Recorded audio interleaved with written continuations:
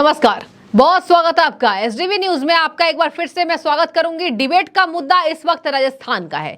देखिए, राजस्थान पहुंच चुके हैं केजरीवाल जी, और केजरीवाल जी वहां पहुंचकर कह रहे हैं कि अगर आपको देशभक्त पार्टी को वोट देना है तो हमें वोट दीजिए, यानी आम आदमी पार्टी को। आपको मैं एक बार याद दिला देती हूँ, एक दिन पहले क्या हुआ था। आतिशी मार्लेना बाहर के दौरे पर थी।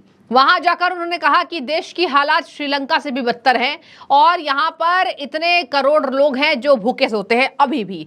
यहां आतिशी मार्लेना का ये दोहरा चरित्र, और इधर केजरीवाल का राजस्थान जाकर कट्टर देशभक्त अपनी पार्टी को बताना। आज हम समझेंगे। वरिष्ठ पत्रकार हैं अजय पत्रकार जी। अजय पत्रकार जी राजस्थान गए हैं, कह रहे हैं बीजेपी और कांग्रेस दोनों चोर पार्टी है, दोनों को वोट ना दे। वसुंधरा राजे की जब गिरफ्तारी की मांग कर रहे थे सचिन पायलट की, उसको कहीं ना कहीं गिरफ्तार करवाओ, सचिन पायलट रो रहा था, ऐसे शब्दों का प्रयोग किया है इन्होंने। तो वसुंधरा राजे इनकी बहन हो गई। भाई बहन की राजनीति पर वोट देना है तो कांग्रेस को वोट दीजिए, वरना हमें वोट दीजिए देशभक्त। सर, कितने देशभक्त हैं ये, और ये कांग्रेस और बीजेपी से कितने आगे निकल गए जो आज अपने आप को देशभक्त बता रहे हैं? आपको बताना, इस समय पूरी आप जो पार्टी है वो पूरी वैसे बोलने लगी कि पूछे ही ना, बहुत उल्टा सीधा। उनकी भाषा का असर हम लोगों पे भी पड़ गया, हम लोग भी उल्टा सीधा बोलने लगे। हम भी मतलब व्यक्तिगत रूप में बाजूकत बड़ा कड़ा बोलने लगे जब भी आपकी न्यूज आती है। अब जैसे वो सबको चोर कह रहे थे तो हम उनको बोलने चोर चोर मौसेरे भाई। हाँ। अभी कुछ दिन पहले इनकी रैली हुई तो आपके दो वरिष्ठ लीडर, काफ़ी वरिष्ठ लीडर हमारे पास आए, हम लोग गाड़ी से ले गए तो हम लोग गए, मुलाकात हुई तो हमने उनके खिलाफ न्यूज़ डाली होगी। हमारा पुराना दोस्त है वो, अमेठी सुल्तानपुर का। उसने हमसे कहा कि भाई जी खूब दे रहे हो। फिर उसने मजाक में हमसे बात कही, उतना नहीं बोल पा रहे हो जितना मैं बोलता हूँ या मेरे नेता बोलते हैं।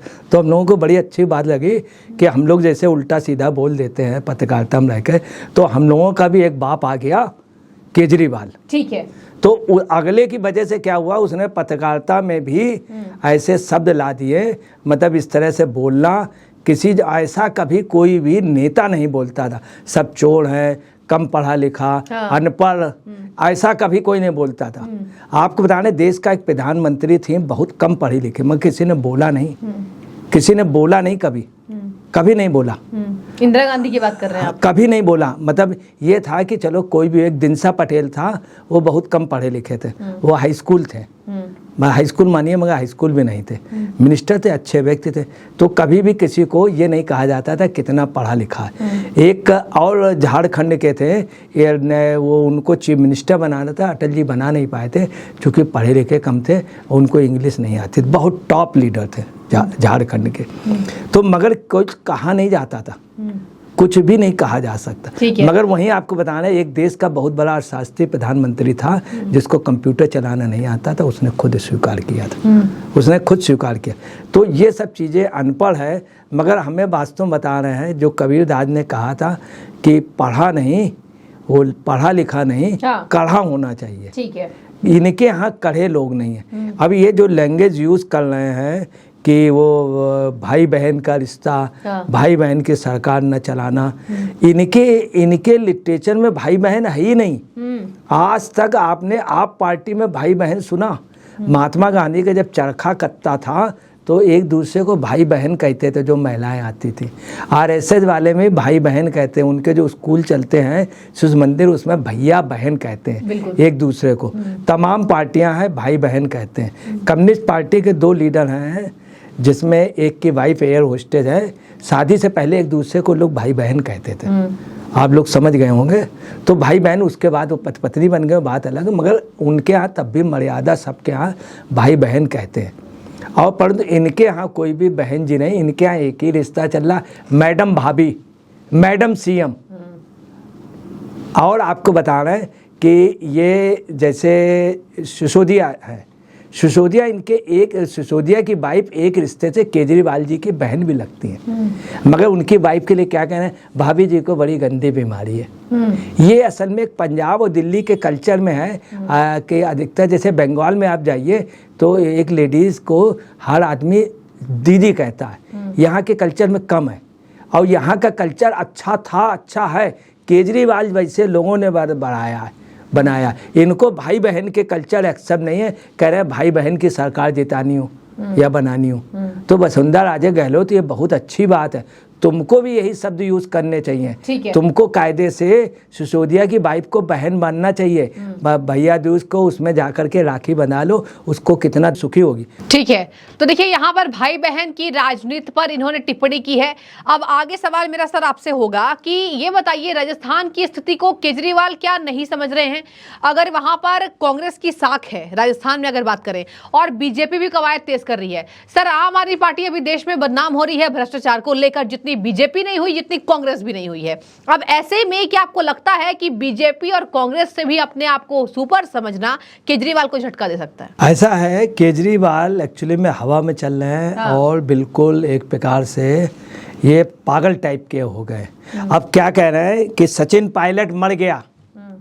अब बताइए, आप सचिन पायलट को कह रहे हैं आपसे बड़ा नेता है, आपसे ज़्यादा जिम्मेदार है, उसकी बीवी तब भी बहुत काबिल है, बहुत बड़े नेता खानदान से है, वो तुमसे बड़े खानदान से, उसके खानदान पे कोई आरोप नहीं लगा, उसने किसी दारूबाज को नहीं किया, उसका कोई दोस्त कमीशन बाज नहीं था, उसकी बीवी ने ऐसा नहीं किया कि शीश महल बनवा ले। अब तुम इस तरह से कह रहे हो।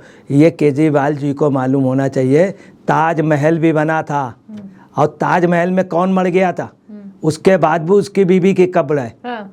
तो आदमी को सोचना चाहिए, हर आदमी को आखिरी में जाना है।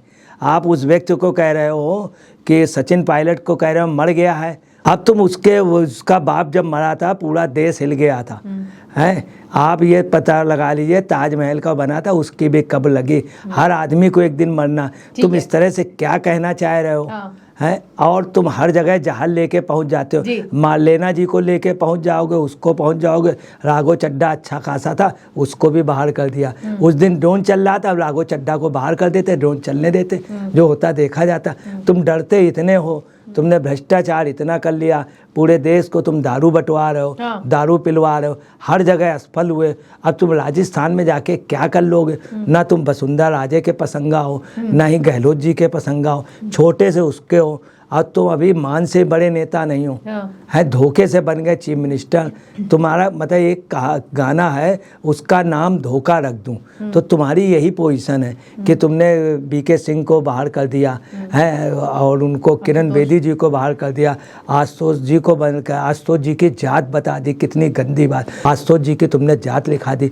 उस दिन से उन्होंने बोलना बंद कर दिया, और कितना उनको धक्का लगा। और आशुतोष जी ने इनसे पहले भी रिक्वेस्ट किया था, जब चुनाव लड़ रहे थे, इन्होंने उनकी कास्ट लिखा दी। अच्छा। तो आप समझ लीजिए ये पोजीशन इनकी, हर एक को इन्होंने बाहर किया। तो इनका जो है, आपको बता रहे, इनका पतन हो गया, मदरान है, और ये पूरी सल्तनत इनकी ख़त्म हो जाएगी।